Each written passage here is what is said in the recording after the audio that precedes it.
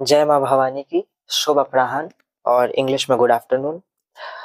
बहुत बहुत स्वागत है आपका अर्चना झा के चैनल पे और मैं बहुत खुश हूँ और आपका अभिवादन करता हूँ कि आप लोग आज भी अभी तक अर्चना झा जी के चैनल पे जुड़े हुए हैं और उनके वीडियो से कुछ नया सीख रहे हैं, कुछ सिखा रहे हैं और अपने जीवन में आगे बढ़ भी रहे हैं और दूसरों को बढ़ने की प्रेरणा भी दे रहे हैं। अभी जो मैंने इंट्रोडक्शन दिया वो तो सही था, बट मैं कोशिश करूंगा कि मैं ना तो प्योर हिंदी, शुद्ध हिंदी में बात करूँ, ना तो इंग्लिश में अपने कॉन्वर्सेशन को कंटिन्यू करूँ। मैं हिंग्लिश लेके चलूंगा क्योंकि आज की जनरेशन में ज़्यादातर लोग हिंग्लिश समझ में आते हैं, जिसमें हिंदी और इंग्लिश मिक्स्ड होता है, राइट? तो हम बात करेंगे आज के इस यूट्यूब वीडियो में और आज के इस संवाद में जो हमारी बातें होंगी वो प्रयागराज तीर्थ के ऊपर होंगी, महाकुंभ के ऊपर होंगे, महाकुंभ मेला के ऊपर होगा। हम इन्हीं सब पे वर्णित बातों को आज करेंगे। सबसे पहले मैं आपको मेरी जर्नी बता दूं कि जब मैं मेरे सहपरिवार के साथ हम लोग जब पांचों सदस्य सहपरिवार के साथ जब गए, हम लोग महाकुंभ में स्नान किए, वहां की दिव्यता और वहां को देखे, वहां की दिव्यता को अपने अंदर महसूस किए, तो हमें बहुत अच्छा लगा। एक पॉजिटिव एनर्जी, जिसको सकारात्मक ऊर्जा बोलते हैं हिंदी में, वो सकारात्मकता हमारे मन में, हमारे भीतर, हमारे आत्मा में प्रवेश की और हम आदि भवानी माता श्री ललिता और माँ दुर्गा को बहुत बहुत सत सत नमस्कार करते हुए, नमन करते हुए धन्यवाद करते हैं कि उनकी इच्छा से हम वहां गए, सहकुशल हमने सभी चीजों को, क्रियाओं को किया, घूमा और वापस हम अपने घर को चले आए। मैं पहले ये बताता हूँ कि हम लोग कैसे गए थे। हम लोग दानापुर से गए थे। दानापुर को रात को 11:30 बजे, 18 तारीख सैटरडे था, शनिचर। शनिवार को रात को 11:30 बजे दानापुर से हमारी ट्रेन थी, जिसका वलसद नाम था। ठीक है, ट्रेन नंबर है 09020। ओके, तो हम वलसद एक्सप्रेस से हम लोग रात को 11:30 बजे ट्रेन पकड़े और हम लोग सीधा सुबह मॉर्निंग में 7 o'clock 7 बजे हम लोग प्रयागराज छेवकी उतर गए। प्रयागराज छेवकी उतरे हम लोग। वहाँ की जो मौसम था, जो वेदर है, क्लाइमेट है, बहुत ही सुंदर था। हवाओं में एक अलग सी शीतलता थी। जो वहाँ की चिड़ियाएं जो थी चहचहा रही थी, उनमें एक अलग से मधुरता के स्वर थे। वहाँ पे राम नाम जो था वो अंदर समा रहा था। लग रहा था कि वहाँ का कण कण प्रभु श्री रामचंद्र, श्री राम भद्र की कृपा के अनंगन में, कृपा के आंगन में राम का नाम उच्चारण कर रहा है और राम नाम में ही सारा तीर्थ लीन हो चुका था। ऐसे प्रभु श्री राम की महत्ता है वहाँ पे। और फिर आदि पराशक्ति माँ दुर्गा, जो वहाँ पे दो रूपों में, प्रमुख्यतः दो ही रूपों में विराजमान है। एक तो 52 शक्ति पीठों में से एक माँ आलोपी है वहाँ पे, जो माँ झूले पे विराजमान है। एक उनकी भी दिव्य महिमा है और एक माँ ललिता पराभट्टारिका जी की वहाँ महिमा है। हम उन सब के मंदिरों के भी वर्णन करेंगे कि आप मंदिर कैसे घूम सकते हैं। तो हमने वो सब जगह हम घूमे। हमने वहाँ पे माँ के दर्शन किए, वेंकटेश स्वामी के भी वहाँ पे दर्शन किए, आदि शंकर के भी दर्शन किए और कई सारे जो संत जन थे, साधु जन थे, जो तपस्वी थे, उनके भी दिव्य दर्शन करते हुए हम वापस भागलपुर पटना एक्सप्रेस के थ्रू वापस आ गए अपने घर को। ये हमारी जर्नी थी। हमने तो बहुत एंजॉय किया। मैं आपको एक बात बताऊं तो हमने तो 3-3 बार त्रिवेणी संगम का ये महाभाग उठा लिया। हमने 3-3 बार संगम स्नान किया। इतना महापुण्य फल हमने लिया है कि आदि ललिता दुर्गा की कृपा थी कि हमें 3-3 बार ये सौभाग्य मिला कि हम 3-3 बार संगम में स्नान ले सके। अब आप कैसे जाएंगे? बात ये होती है कि हम तो गए, हमारा सब हुआ, अब आपकी बारी है। तो आप भारत के किसी भी क्षेत्र के किसी भी प्रदेश में हो, किसी भी गांव में हो, कहीं भी हो, फर्क ये पड़ता है आएंगे कैसे।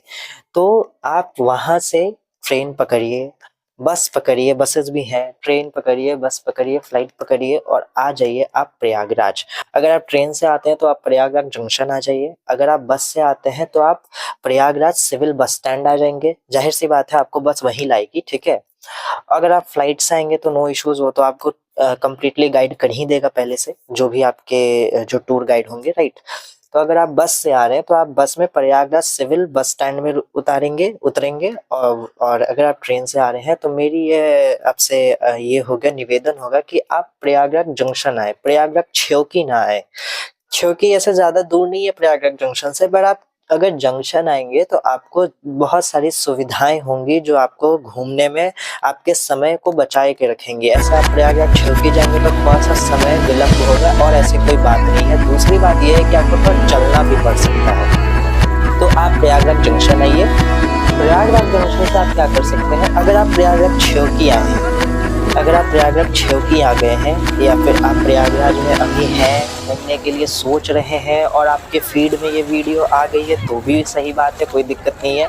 और अगर आप घूमने का प्लान बना रहे हैं तो भी सही बात है, कोई दिक्कत नहीं है। तो अगर आप प्रयागराज छेवकी गए हैं तो कुछ नहीं, प्रयागराज छेवकी से आप अरैल घाट चले जाइए। अरैल घाट में भी महासंगम, अरैल घाट के घाट पे आप नहा लीजिए, आप संगम स्नान लीजिए। आप वीआईपी घाट पे भी संगम स्नान ले सकते हैं।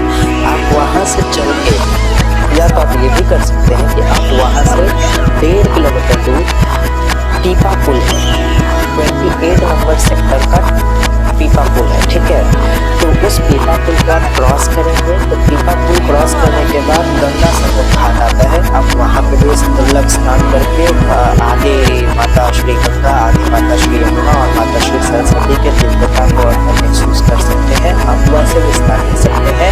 वहाँ पे बहुत सारे लंगर, बहुत सारे भागवत कथा, बहुत सारे दिव्य महासंत और संत समागम का बहुत बड़ा सौभाग्य है जो अपनी आंखों से आप दर्शन कर सकते हैं।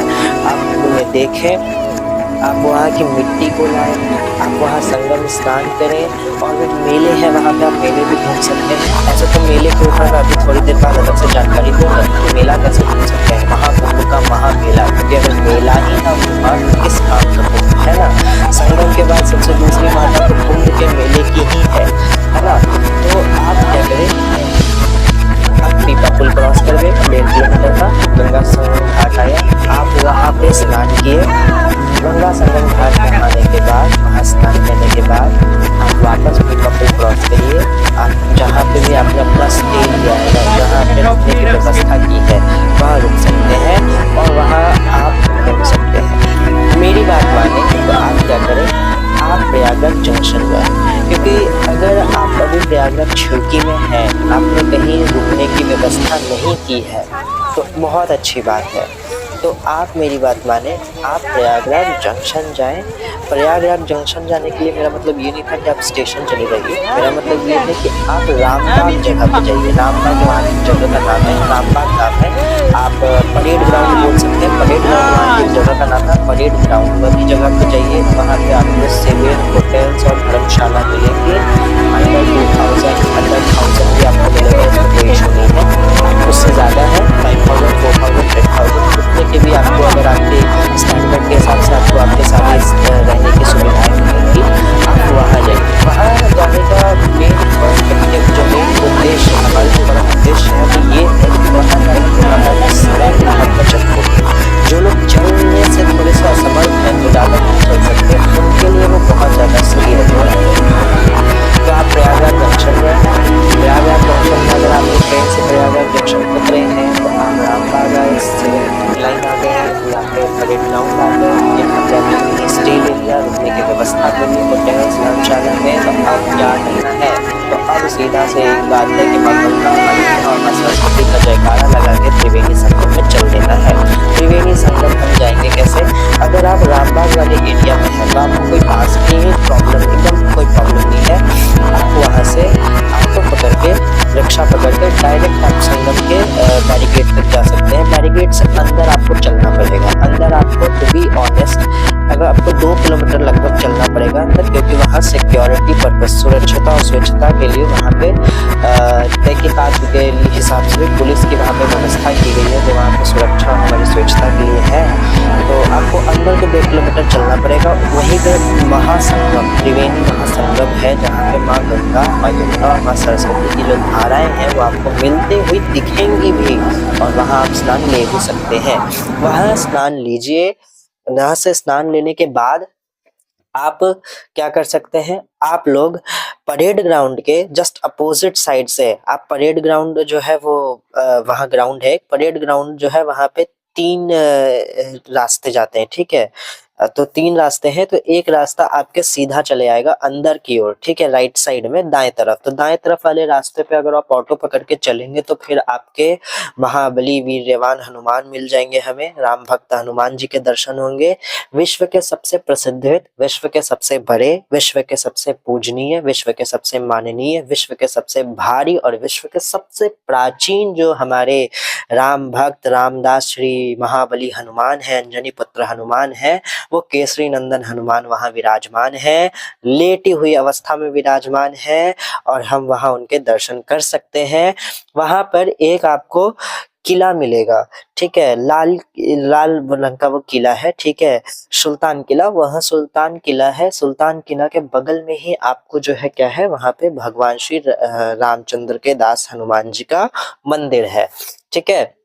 दूसरी बात क्या है कि अगर आप रामचंद्र के बहुत बड़े भक्त हैं और हनुमान जी के बहुत बड़े भक्त हैं और चाहते हैं कि हम तो बस उनके ही राम नाम के चिन्मयता में डूब जाएं, उनमें तन्मय हो जाए, तो फिर आपको चिंता करने की जरूरत नहीं है। बजरंगबली का जो मंदिर है, महाबली हनुमान के मंदिर के पीछे भी बहुत सारे धर्मशालाएं हैं, आप वहां पे भी, होटल्स हैं, वहां पे भी आप रहने की व्यवस्था कर सकते हैं। वहां पे महाबली श्री शिरोमणि राम भक्त हनुमान जी के दर्शन करिए, उनसे अपनी सभी मन की इच्छाएं कृपा सिद्धि मांगिए, और फिर हम वहां राम नाम का जयकारा करिए। क्योंकि जैसा मैंने पहले ही कहा आपको कि जैसे ही हमने वहां कदम रखे, हम प्रयागराज जंक्शन पे जैसे ही कदम रखे छेवकी पे, हमारा जो वो माहौल था, वहां के जो वो मौसम थे, वहां के जो चिड़िया पक्षी थे, कन कन राम नाम के ब्रह्म में लीन था। शब्द ब्रह्म होता है और राम जो शब्द है उसमें वो पूरा जो वो संसार है, वो जो पूरा पर्यावरण है, प्रकृति है, वो राम में लीन हो गई, ऐसा हमें महसूस हो रहा था प्रभु श्री रामचंद्र के दिव्य महिमा।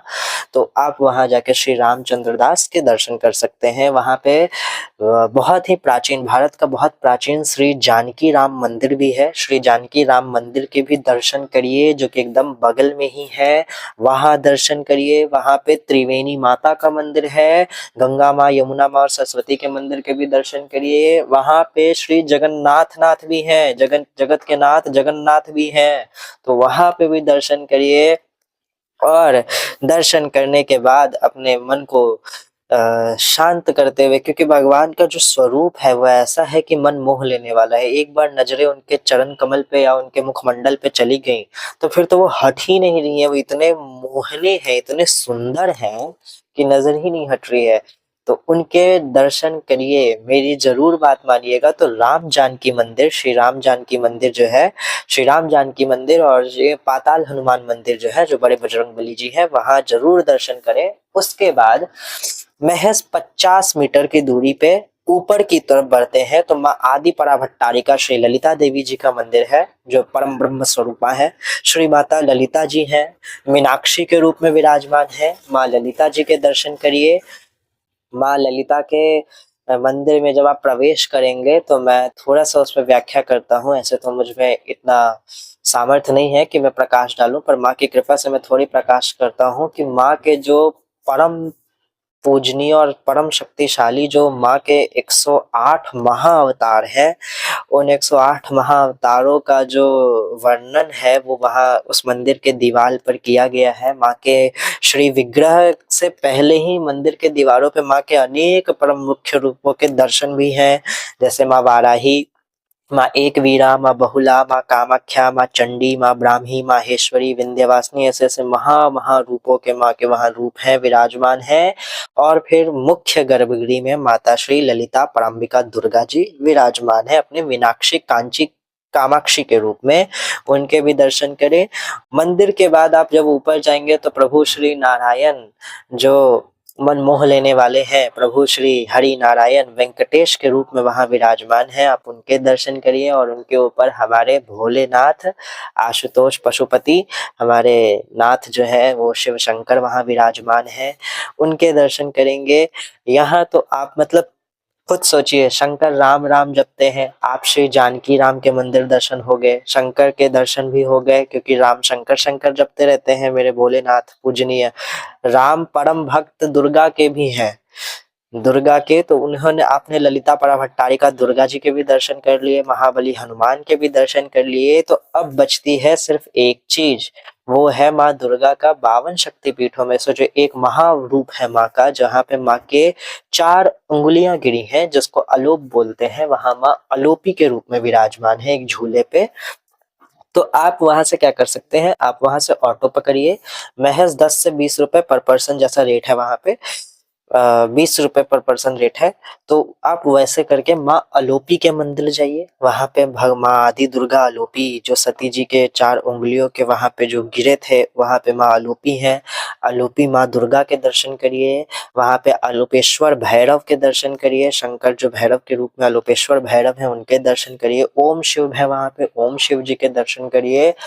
इतना प्रयागराज जो है, जो मुख्य प्रयागराज है जिसमें आपने सब कुछ घूम लिया है, सारे तीर्थ स्थलों का वर्णन जो मैंने आपको करा दिया है, यही प्रमुख तीर्थ है वहां पे। आप चाहे तो वहां से अपनी इच्छा अनुसार आप वहां से अयोध्या बनारस जहाँ चाहे वहां जा सकते हैं, पर यही परम प्रमुख थे जिनके दर्शन आपने कर लिए हैं। अगर इसके बाद भी आपको दर्शन करने की इच्छा है तो जो आप वहां से रामबाग से वापस से ऑटो पकड़ के आप जो है मनकामेश्वर जा सकते हैं। वहां पे भगवान शिव शंकर के 2 लिंग विराजमान हैं, ऋण मुक्तेश्वर और इच्छा पूर्तेश्वर के रूप में वहां पे भगवान शंकर के 2 लिंग हैं। यमुना घाट के किनारे हैं, आप वहां पे भी भगवान शिव शंकर के मनकामेश्वर रूप के दर्शन कर सकते हैं, लिंग मुक्तेश्वर के ऋण मुक्तेश्वर के रूप में दर्शन कर सकते हैं। अभी वो मंदिर जब मैं गया था तो वो मंदिर प्रचलन में बन रहा था, अब तो बन भी गया होगा।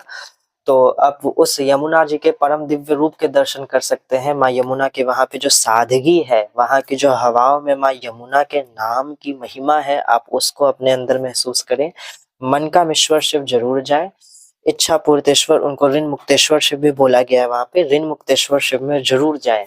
इसके बाद कुंभ की जो सबसे आखिरी और सबसे प्यारी चीज है वो कुंभ का मेला, क्योंकि अगर आप महाकुंभ गए और महाकुंभ के महामेले के ही अवसरों में ना रहे तो फिर महाकुंभ में आपको मजा नहीं आएगा।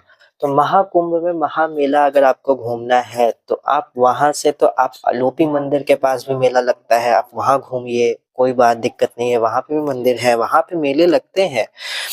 या तो फिर आप जो माँ आदि ललिता भट्टारिका दुर्गा जी है उनके मंदिर के पीछे, ठीक है, ज्यादा से ज्यादा वो 1.5 किलोमीटर पीछे से 2 किलोमीटर पीछे हो सकता है। मैं बता दूं तो जो संगम का, त्रिवेणी संगम का मेन घाट है वो, और जो नौलखा देवी ललिता भट्टारिका का मंदिर है वो, उन दोनों के बीच में महज 4 किलोमीटर से 4.5 किलोमीटर का फर्क है। उसी के बीच में आता है कुंभ का महाकुंभ मेला। ऐसे तो महाकुंभ मेला आपके सेक्टर 7 में भी लगता है, अगर आप सेक्टर 7 जानते हो तो, और नहीं तो अगर आप हमारे बताए अनुसार चल रहे हैं तो फिर आप कहीं नहीं जाइए। आप जो मैंने बोला त्रिवेणी संगम और माँ ललिता भट्टारिका के मंदिर के बीच में जो 400 से 4.5 किलोमीटर का जो फर्क है, उसके बीच में ही महाकुंभ का महामेला वहां पे भी लगता है। वहां पे आपको सिद्ध साधुओं के भी दर्शन होंगे, ठीक है। तो आप वहां के महाकुंभ का मेला भी देख सकते हैं, वहां बाजार लगता है, आप बाजार घूम सकते हैं। वहां खाने पीने के लिए भी बहुत सारी सामग्रियां हैं, वो भी करें। अगर कुंभ नहाए हैं, त्रिवेणी संगम नहाए हैं, तो फिर जलेबी रबड़ी तो ना ही छोड़े, क्योंकि यूपी की जलेबी रबड़ी और चाट सबसे अच्छी है और सबसे फेमस है। उसका जो सेवन है उसको तो जरूर करें, उसको जरूर खाएं, उसके आनंद उठाएं। उसके बाद आपका जो, मैं अभी तक अपना नाम नहीं बताया, पर मेरे लिए इतना ही काफी है कि आदि भगवती दुर्गा की दया से मैंने आपको यहाँ महा तीर्थ प्रयागराज के धाम का वर्णन किया, वहाँ के जो प्रमुख पर्यटक स्थान थे उनका मैंने वर्णन किया, यही मेरे लिए पर्याप्त है। और यही जो इंट्रोडक्शन है, इतना मुझे लगता है कि आपके लिए भी पर्याप्त है। और इतना जो मैंने बताया, आप करने के बाद आप जैसे आए थे आप वैसे जा सकते हैं। हमने इतने सभी चीजों के दर्शन किए, इतना सब एंजॉय किया, और मैं आपको सच बताऊं, हम लोग तो पीपा पुल वाले थे। हम लोग प्रयागराज छेवकी उतरे, हम लोगों ने 4 बार पीपा पुल क्रॉस किया, वो आना जाना आना जाना। मैंने बोला ना, समय की बचत, अगर आप जंक्शन जाएंगे तो समय की बचत होगी, और अगर छेवकी वाले पे आ गए हैं तो फिर आपको पीपा पुल क्रॉस करना पड़ेगा। और पीपा पुल जो है 1.5 किलोमीटर लंबा है। तो अरेल घाट से 1.5 किलोमीटर दूर भी है और 1.5 किलोमीटर लंबा भी है, जिसमें आपको पैदल ही चलना है। तो वो हमारा समय उसमें बहुत ज़्यादा बर्बाद हुआ, पर हमने वहाँ पे भी एन्जॉय किया, क्योंकि अगर हम कभी वहाँ जाते ही नहीं तो पीपा पुल और के जो हवाएँ हैं, वहाँ पे जो हवा है, वहाँ पे जो भागवत कथा की दिव्यता है, हम उसे नहीं देख पाते। तो हम मानते हैं कि वो भी हमारे लिए बहुत सुंदर रहा। तो हमने ये सब कुछ करते हुए महज़ 2 दिन में हम वापस आए। हम पूरा जो हमारा जो घूमने का जो जहाँ-जहाँ तक हम घूमे थे, हम पाँचों जो सहपरिवार सदस्य थे, हम लोग जो हैं पैदल ही चले हैं, पैदल ही गए हैं, क्योंकि हमारे टाइम पे ऑटो की थोड़ी प्रॉब्लम थी, क्योंकि हम जंक्शन वाले एरिया में नहीं आए थे, हम लोग छेवकी वाले एरिया में आ गए थे। पर आप लोग जंक्शन वाले में जाना, रामबाग वाला एरिया चूज़ करना, सिविल लाइन वाला एरिया चूज़ करना, वहाँ आपको लाइन से ऑटोज़ मिलेंगे, रिक्शा मिलेगी, कोई दिक्कत नहीं होगी। और फिर हम लोग अपनी ट्रेन, जो हमारी ट्रेन थी शाम को 4:45 बजे की, कानपुर भागलपुर, ऐसे तो वो कानपुर भागलपुर पटना एक्सप्रेस है, वो कान उधर से वो कानपुर होते हुए आती है, यहाँ से फिर वो प्रयागराज भागलपुर हो जाती है। तो वो भागलपुर ट्रेन पकड़ के हम वापस रात को 1:30 बजे अपने घर आ गए। और हम आए और फिर हमें लगा कि माँ आदि पराशक्ति ललिताम्बिका दुर्गा की कृपा से हमारे दिव्य दर्शन हो गए उनके, और उनके दिव्य दर्शन हो गए। त्रिवेणी महासंगम में हमारा 3 बार स्नान हो गया, हमारा जीवन धन्य हो गया। और क्या चाहिए? हम हिंदुओं की सबसे जो आस्था जुड़ी होती है वो होती है सूक्ष्मता और शांति। सूक्ष्मता हमें धाम पे मिलती है और शांति हमें वहाँ के दिव्य दर्शन और दिव्य परिपक्वता को अपने अंदर समाने से मिल जाती है, वो हमें मिली। इतना के लिए बहुत-बहुत धन्यवाद। अर्चना झा के चैनल से जुड़े रहें। और भी आगे जितने भी जगह पे हम घूमेंगे या फिर और भी जितनी भी जानकारियाँ हैं, वो आप तक ज़रूर हम अर्चना झा जी के चैनल पर आते रहेंगे। लाइक करिए, शेयर करिए, फॉलो करिए अगर आपकी इच्छा है तो। अगर आपको जानकारी पसंद आई है तो। जय श्री राम।